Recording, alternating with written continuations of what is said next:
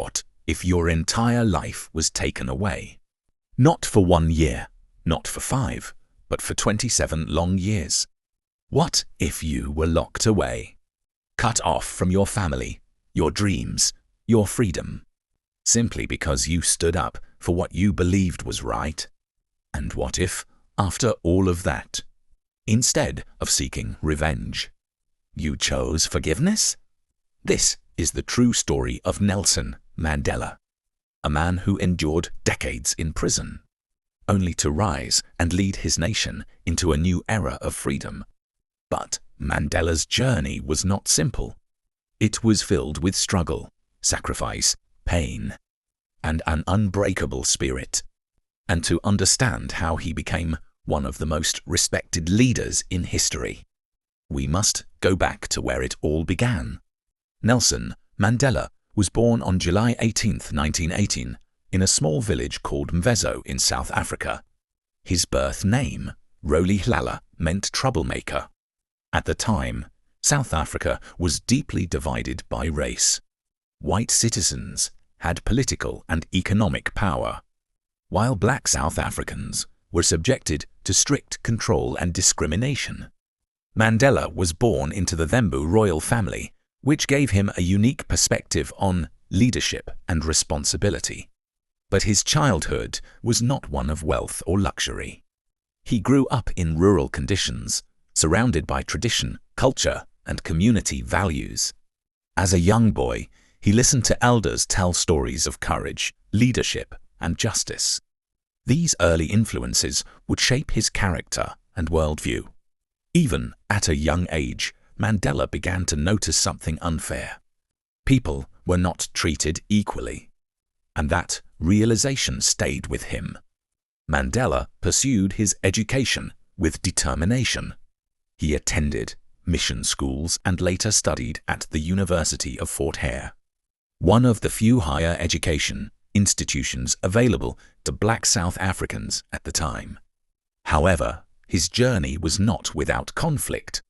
He was eventually expelled for participating in student protests, showing early signs of his willingness to stand against authority when necessary. He later moved to Johannesburg, where he completed his law studies. In Johannesburg, Mandela experienced firsthand the harsh realities of apartheid system that enforced racial segregation and inequality. He saw laws that restricted where people could live, work, and even move. These experiences deeply affected him. He realized that legal systems could either protect people or oppress them, and he chose to fight for justice. Mandela joined the African National Congress ANC in 1943. Alongside other activists, he helped form the ANC Youth League, which aimed to mobilize young people to fight against apartheid. At first, Mandela believed in non-violent protest. He organized campaigns, marches, and civil disobedience movements to challenge unjust laws. But the government responded with increasing force. Peaceful protests were often met with violence, arrests, and suppression. As the situation escalated, Mandela and others began to reconsider their approach. In 1961, he helped co-found an armed wing of the ANC known as Umkhonto we Sizwe. This marked a turning point in his activism. It was not a decision made lightly, but one driven by frustration at the lack of progress through peaceful means. In 1962, Mandela was arrested and charged with leaving the country illegally and inciting workers to strike.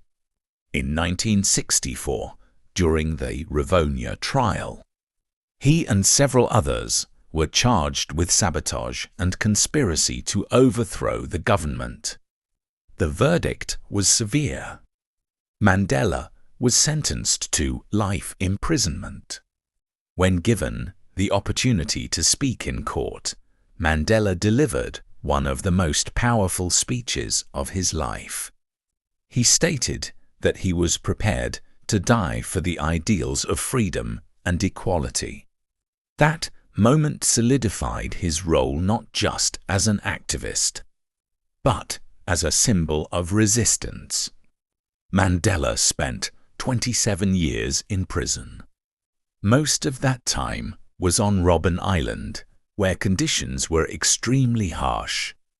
Prisoners were forced into hard labor in limestone quarries. Communication with the outside world was limited. Visits from family were restricted. Mandela was allowed only a few letters each year. Despite these conditions, Mandela remained mentally strong. He continued to study, reflect, and even communicate secretly with other activists. Over time, he became a symbol of hope not just in South Africa, but around the world. International movements began calling for his release. His name became a global rallying cry against apartheid. As global awareness of apartheid grew, countries and organizations began applying pressure on the South African government. Economic sanctions, protests, and international campaigns increased.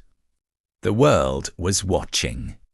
Finally, in 1990, after 27 years in prison, Mandela was released. The moment he walked out of prison, the world witnessed something extraordinary. There was no anger, no retaliation, no bitterness. Instead, Mandela walked forward with dignity, calmness, and purpose. He immediately resumed negotiations to end apartheid peacefully. Mandela worked alongside South African President F.W. de Klerk to dismantle apartheid. Together, they navigated a fragile political transition filled with tension and uncertainty. There were fears of civil war, division, and instability. But Mandela's leadership focused on unity. He believed that reconciliation was more powerful than revenge. He encouraged South Africans of all races to come together and build a shared future. In 1993, Mandela and de Klerk were jointly awarded the Nobel Peace Prize for their efforts to peacefully end apartheid. In 1994, South Africa held its first democratic elections. For the first time, citizens of all races were allowed to vote. Mandela's party, the ANC, won the election, and Nelson Mandela became the first black president of South Africa. His presidency marked a new chapter in the nation's history. Instead of dividing the country further, Mandela focused on healing it. He established the Truth and Reconciliation Commission, which aimed to uncover past human rights violations and promote forgiveness rather than punishment. His leadership style emphasized unity, dignity, and compassion. Nelson Mandela's influence extended far beyond politics. He became a global symbol of freedom, justice, and resilience. His life demonstrated that adversity can be overcome. Forgiveness is stronger than hatred. And leadership is about service, not power. He received numerous honors throughout his life and continued advocating for human rights after leaving office. Mandela passed away on December 5, 2013, at the age of 95. But his legacy continues to inspire millions of people around the world. The story of Nelson Mandela is not just about a man. It is about courage in the face of oppression, patience in the midst of suffering, and forgiveness in the presence of injustice. A man who lost 27 years of freedom, but gained something far greater. A legacy that will live forever. If this story inspired you, comment freedom below and share one lesson you learned from Nelson Mandela's life. Don't forget to like, subscribe, and turn on notifications for more powerful historical stories like this.